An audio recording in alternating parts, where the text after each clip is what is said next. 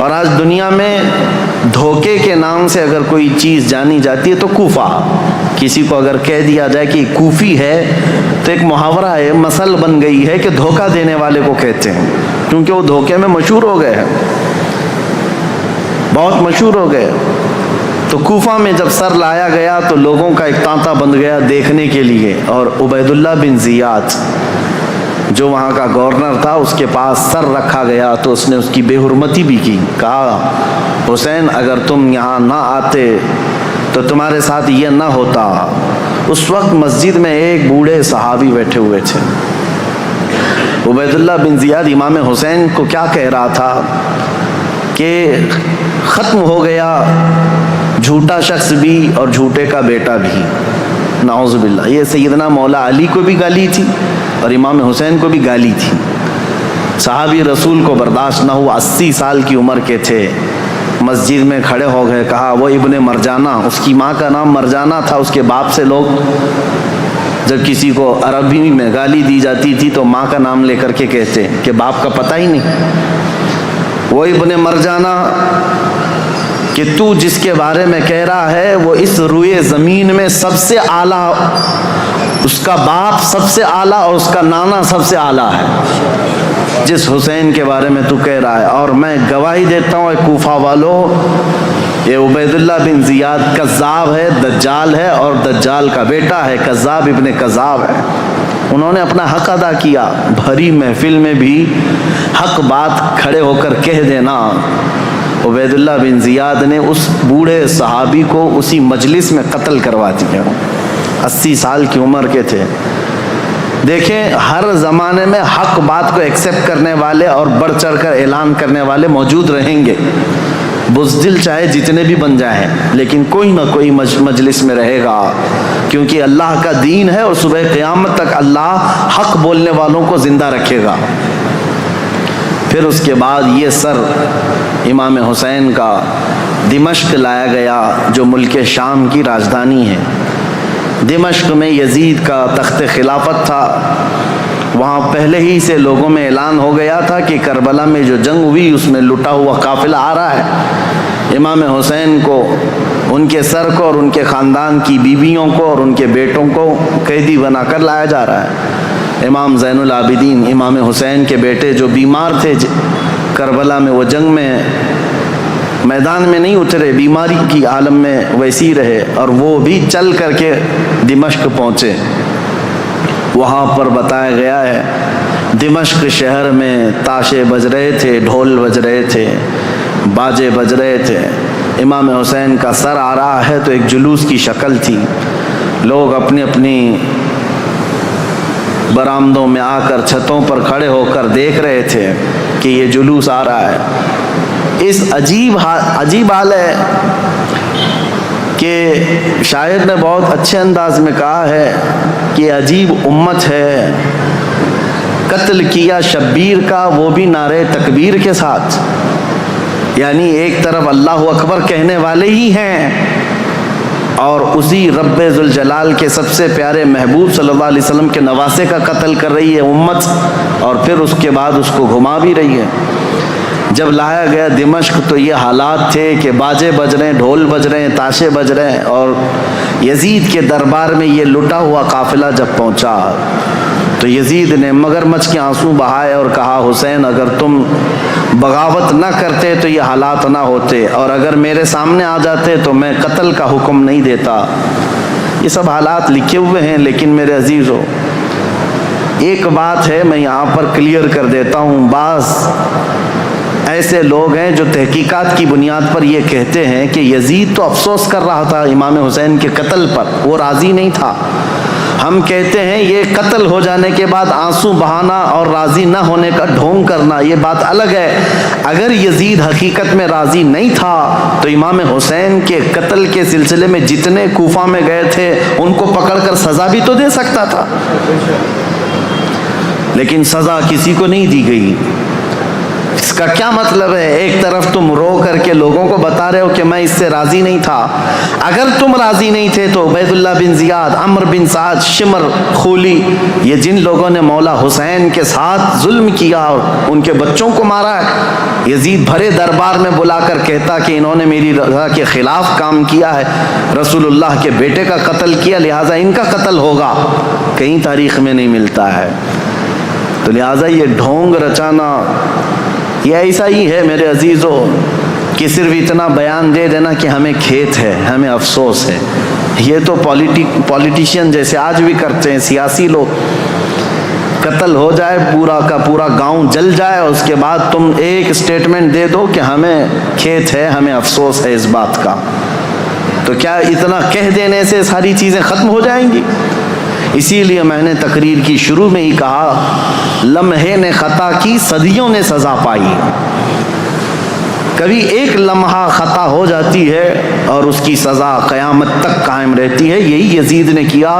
3 سالہ دور تھا اس کا، صرف تاریخ میں موجود ہے، اس کی حکومت صرف 3 سال چلی، لیکن ان 3 سالوں کے اندر جو اس نے ہولناک یہ حادثہ کیا ہے، تو اس کی مذمت اور اس کی وجہ سے اس پر لعنت یہ صدیوں تک جاری رہے گی. امام حسین کا سر مبارک جب آیا وہاں پر تو عجیب حالات تھے. کچھ صحابہ بھی وہاں موجود تھے، انہوں نے یہ روایت بھی بیان کی ہے. دمشق کے دربار میں جب امام حسین کا سر لایا گیا، اس وقت سیدہ زینب رضی اللہ تعالیٰ عنہا نے ایک خطبہ دیا تھا وہاں یزید کے دربار میں. پردے میں تھیں لیکن انہوں نے حالات بیان کیے تھے. وہ کرب ہے، وہ درد ہے ان کے خطبے میں. انہوں نے جھنجھوڑ رکھا تھا، حتیٰ کہ جو یزیدی دربار میں کھڑے تھے وہ بے اختیار رونے لگ گئے تھے. چاہے جیسا بھی پتھر دل ہو لیکن پگھل گیا تھا. تو یزید نے یہ دیکھا کہ ہمارے یہاں پر حالات خراب نہ ہو جائیں، اس نے یہ سارا نظام بند کروا دیا، لوگوں کو باہر کروا دیا. تو امام حسین کے سر کو بار بار وہ چھڑی لگا کر بات کرتا تھا. اور اس کے بعد تاریخ میں یہ موجود ہے کہ امام حسین رضی اللہ تعالیٰ عنہ کا سر مبارک، اس میں روایات میں اختلاف ہے. بعض نے کہا امام زین العابدین کے ساتھ مدینہ طیبہ لایا گیا، بعض میں شہر عسقلان میں رکھا گیا جو ملک شام کا ایک علاقہ ہے، تہخانے میں رکھا گیا تھا. اور تقریباً 450 سال کے بعد وہاں سے مصر لایا گیا قاہرہ میں. قاہرہ میں آج بھی امام حسین کا سر مبارک دفن ہے. جو وہاں کی تحقیقات ہیں وہ جہاں پر بھی ہے، لیکن ایک بات تو طے ہے، اللہ تبارک و تعالیٰ نے ان کے متعلق فرمایا ہے کہ ان کو مردہ نہ کہو، وہ جہاں ہیں زندہ ہیں، شہید ہیں. اب جب مدینے یہ قافلہ آیا تو بڑا غمگین ماحول تھا پورے مدینے کا. مدینے والوں کو پہلے سے خبر تھی. حضرت ام سلمہ رضی اللہ تعالیٰ عنہ میرے آقا صلی اللہ علیہ وسلم کی ایک زوجہ ہیں، حضور کی بیوی. ایک مرتبہ حضور اکرم صلی اللہ تعالیٰ علیہ وسلم بیٹھے ہوئے تھے، اچانک آپ کی آنکھوں میں آنسو آئے. حضرت ام سلمہ نے پوچھا، یا رسول اللہ صلی اللہ علیہ وسلم یہ آنسو کس بات کے؟ کہا کہ مجھے جبرائیل نے آ کر یہ خبر دی ہے کہ میرے اس لخت جگر فاطمہ کے بیٹے کو میری امت شہید کر دے گی، مار ڈالے گی. مجھے اس بات کا قلق ہے، دکھ ہے.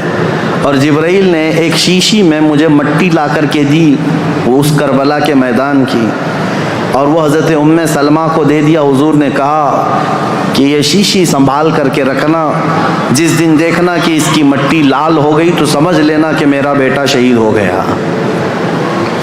تو حضرت ام سلمہ رضی اللہ تعالیٰ عنہ اس وقت موجود تھیں، باحیات تھیں، رسول اللہ صلی اللہ علیہ وسلم کی زوجہ. وہ کہتی ہیں کہ وہ شیشی میں نے رکھی تھی، اور جس دن یہ کربلا کا واقعہ پیش آیا اس دن انہوں نے خواب بھی دیکھا حضور صلی اللہ تعالیٰ علیہ وسلم کو کہ نبی کریم صلی اللہ تعالیٰ علیہ وسلم گرد و غبار جھاڑتے ہوئے اپنے لباس کو جھٹکتے ہوئے تشریف لا رہے ہیں. تو حضرت ام سلمہ نے حضور کو خواب میں دیکھ کر پوچھا، یا رسول اللہ صلی اللہ تعالیٰ علیہ وسلم کون سے لمبے سفر سے آپ تشریف لا رہے ہیں کہ گرد و غبار آپ جھاڑتے ہوئے تشریف لا رہے ہیں؟ میرے آقا صلی اللہ تعالیٰ علیہ وسلم نے فرمایا، ام سلمہ میری امت کے اشقیاء نے میرے بیٹے کو اور میرے خاندان کو کاٹ دیا، قتل کر دیا کربلا کے میدان میں. ان کی سب کی لاشیں میں جمع کرتا کرتا سب کو دیکھتا ہوا وہاں سے آ رہا ہوں، کربلا کے میدان سے تھکا ہوا۔ حضرت ام سلمہ کہتی ہیں کہ میں گھبرا گئی، یہ خواب دیکھی تھی رات کو۔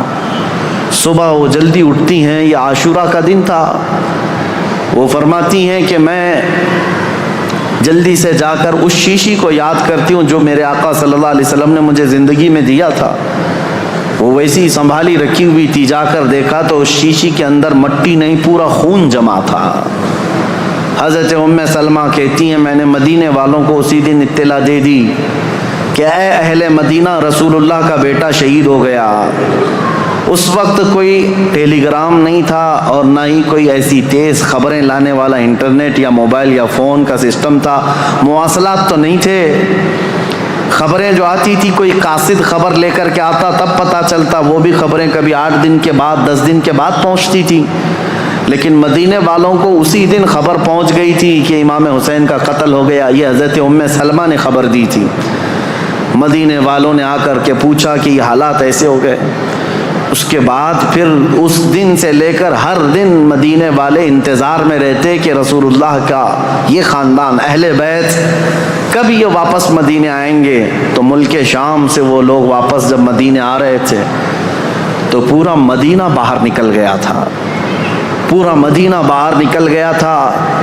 اور وہاں پر جو بچی ہوئی عورتیں تھیں، سیدہ زینب اور امام حسین شہید کربلا کی 2 بیویاں جو بیوہ ہو گئیں، اور امام زین العابدین اور امام حسن کے 2 بیٹے، چھوٹا سا ایک قافلہ واپس مدینے آ رہا تھا۔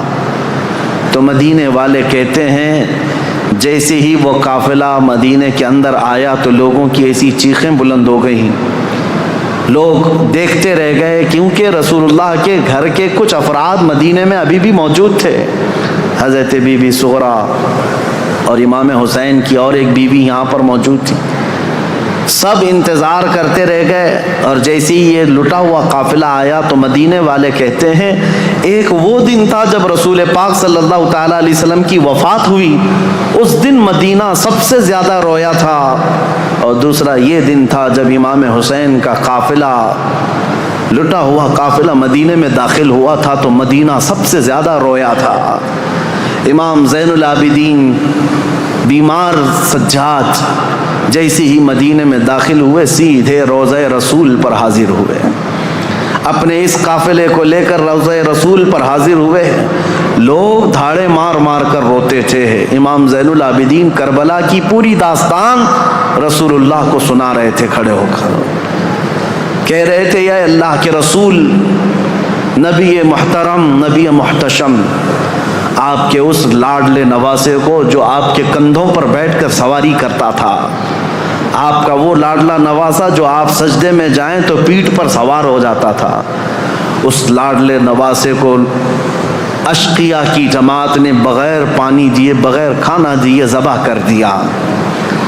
اے اللہ کے رسول، ہم نے اپنی آنکھوں سے دیکھا ہے آپ کے اہل بیت اطہار میں سے 6 ماہ کے علی اصغر کو بھی انہوں نے تیروں سے چھلنی کر دیا۔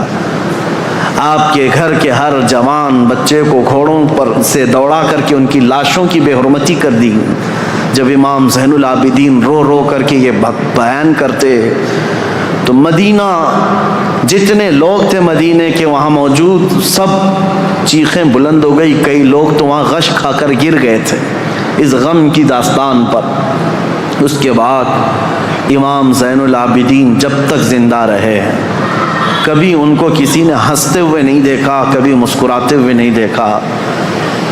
بعض روایتیں بتاتی ہیں کہ امام زین العابدین رضی اللہ تعالیٰ عنہ کو لوگ ہنسانے کی کوشش کرتے ہیں، کہتے کہ وہ حالات ہو گئے ختم، اب تو آپ معمول کے حالات پر آ جائیں۔ آپ یہی فرماتے کہ جس کے سامنے اس کے گھر کے سارے افراد کو 3 دن کی پیاس اور بھوک کے بعد ٹکڑے ٹکڑے کر دیے گئے ہوں، اور تم اس شخص سے ہنسنے کی امید رکھتے ہو، اس سے مسکرانے کی امید رکھتے ہو۔ امام زین العابدین کو کبھی کسی نے مسکراتے نہیں دیکھا۔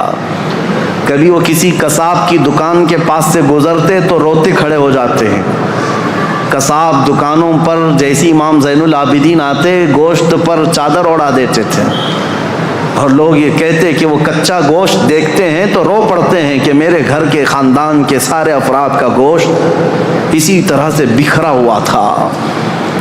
वो किसी ज़बह करते हुए जानवर को देखते तो रो पड़ते थे, उनकी आंखों से आंसू निकल आते, और यही कहते हैं कि लोग तो जानवरों को पानी पिलाकर ज़बह करते हैं, मेरे बाप को लोगों ने 3 दिन की प्यास के बाद ज़बह किया था। तो उनके गम के बराबर तो मैं समझता हूँ दुनिया का गम ही नहीं है इमाम ज़ैनुल आबिदीन का। लेकिन मेरे अजीज़ों, कुरान की आयत बिल्कुल बरहक है। मेरा मौला फरमाता है वमल्लाहु बिगाफिलिन अम्मा यअमलुज़्ज़ालिमून, अल्लाह ज़ालिमों के काम से गाफिल नहीं है, बेखबर नहीं है। हर ज़ालिम अपने अंजाम को पहुँचेगा ज़रूर। हालात करवट लेते हैं। यजीद का दौरे हुकूमत ख़त्म हो गया, उसके बाद यजीद का बेटा मुआविया तख्त नशीन हुआ। 6 महीने सिर्फ खिलाफत चली, उसके बाद ये ख़ानदान की विरासत ही ख़त्म हो गई। मुआविया के बाद यानी यजीद का बेटा जो मुआविया था, उसके बाद फिर इस ख़ानदान में खिलाफत ही ख़त्म हो गई। मरवान की हुकूमत चली, मरवान के बेटों की हुकूमत चली। लेकिन इस असना में एक शख्स मुख्तार सकफ़ी नाम से कूफा की सरजमीन से उभरता हुआ एक नौजवान निकला। वह अहले बैत का जानिसार था, मुहिब था, चाहने वाला था। वो कूफा की सारी ताकत व क़ुव्वत को उसने जमा कर लिया, और उसी दिन से उसने तय किया कि रसूलुल्लाह के ख़ानदान के साथ जो हुआ है मैं उसका बदला लेकर के रहूँगा, मैं कफ़ारा अदा करूँगा। था तो कूफा का रहने वाला, और उसने अपनी पूरी मुज्तमा ताकत को लेकर वहाँ की सारे लोगों को जमा कर लिया। उसके बाद फिर एक एक बाद दीगरे लोगों को ढूंढना शुरू किया। और जो तारीख़ है मेरे अजीज़ों, उसने पीछा किया सबसे पहले उस शिमर का जिसने इमाम हुसैन की गर्दन अलग की थी। और एक लंबा वाक़या है, मैं मुख्तसरन ये बताता हूँ। वो शिमर छुपता छुपाता कूफा छोड़ दिया, जा कर के एक खेती में रहने लगा, और उसके बाद फिर वहाँ से भी छुप करके किसी किसान के साथ रहता था। लेकिन मुख्तार सकफ़ी ने कसम खा ली थी कि हर उस शख्स को मैं कत्ल करूँगा जो कूफा से निकलकर करबला के मैदान में इमाम हुसैन के मुकाबिल में गया था, और जितने गए हुए थे उनको चुन चुन करके वो कत्ल करता गया, मारता गया। और उसके बाद फिर शिमर मिल गया, उसको उसने इतनी बुरी तरह से कत्ल किया कि उसके टुकड़े बिखेर दिए, और उसके बाद कुत्तों को के सामने उसके टुकड़ों को डाल दिया जो इमाम हुसैन का कातिल था। फिर खोली बिन यजीद था एक शख्स, और एक शख्स था जो इमाम हुसैन के जिस्म अक़दस पर पैर रख करके उनको गिराया था।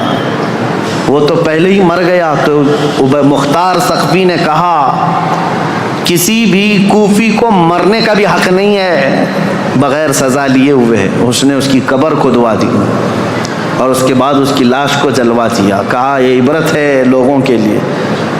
और उसके बाद उबैदुल्लाह बिन ज़ियाद जो गवर्नर था, इसकी जंग हो गई इब्राहीम एक और गवर्नर बसरा के गवर्नर के साथ, और वो हावी हो गया। उबैदुल्लाह बिन ज़ियाद की फ़ौज मारी गई। फिर उबैदुल्लाह बिन ज़ियाद गिरफ़्तार होकर के आया, तो मुख्तार सकफ़ी गया और कहा कि ये शख्स मेरे हवाले करो। यही है पूरे करबला की दास्तान का असल मुजरिम। कूफा का गवर्नर बन कर के आया, इमाम मुस्लिम को कत्ल किया, हानी बिन उरवा को कत्ल किया, और इसी ने भेजा था करबला में। फिर उबैदुल्लाह बिन ज़ियाद को उसने गिरफ़्तार करके चौराहे पर खड़ा किया, और उसके बाद उसके साथ भी वही हशर हुआ मेरे अजीज़ों, जिसको बयान नहीं किया जा सकता। कि वो मौत मांगता था, लेकिन कोई उसको वहाँ पर मुकम्मल कत्ल करना भी नहीं चाहता था। और मुख्तार सकफ़ी उसकी उंगली काटता और उसके बाद कहता कि दर्द कैसा लगता है। कभी उसका कान काटता और कहता दर्द कैसा लगता है। तूने रसूलुल्लाह के छोटे छोटे बच्चों को कत्ल किया, آج تیری انگلی کٹنے پر تو گوارا نہیں کر پاتا، برداشت نہیں کر پاتا۔ اس حسین ابن علی نے کیسے گوارا کیا ہوگا جب 6 مہینے کے بچے کی گردن میں تم نے تیر ڈال دیا تھا۔ کئی دنوں کی اس مشقت کے بعد عبید اللہ بن زیاد کو بھی قتل کر دیا گیا، ختم ہو گئے، اور جتنے گئے ہوئے تھے عمرو بن سعد سب مارے گئے، ایک بھی نہیں بچا، یہاں تک کہ